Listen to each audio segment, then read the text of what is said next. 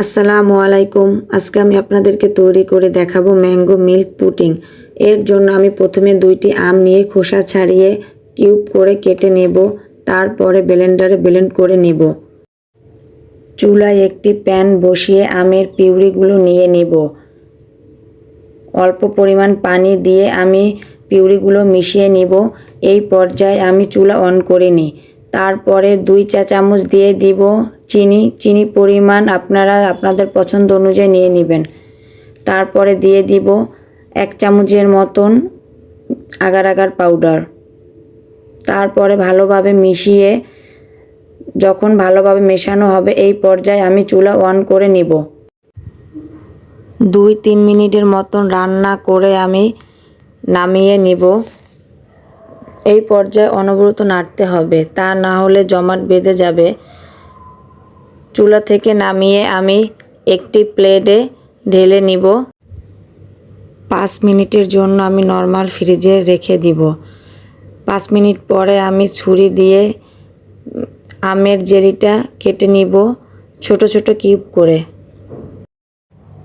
যেই বাটিতে আমি পুডিং সেট করব ওই বাটিতে নিয়ে নিব। মেজারমেন্ট কাপের 2 কাপ তরল দুধ নিয়ে নেব।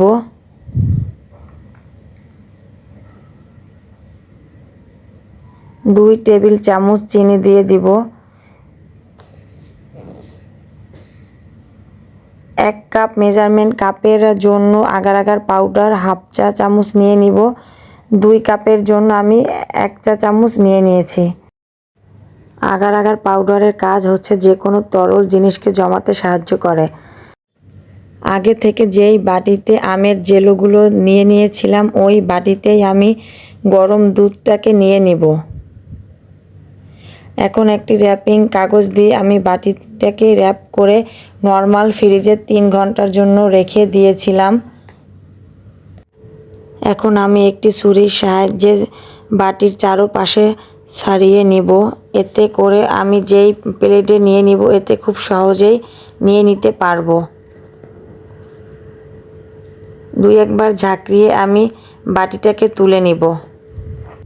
এভাবে খুব কম সময়ে অল্প উপকরণে তৈরি করে নিতে পারেন ম্যাঙ্গো মিল্ক পুডিং। বাচ্চাদের খুব পছন্দের একটি খাবার। আমি এখন এটাকে আমার পছন্দ অনুযায়ী কেটে নিব। আপনারা আপনাদের পছন্দ মতন কেটে নেবেন।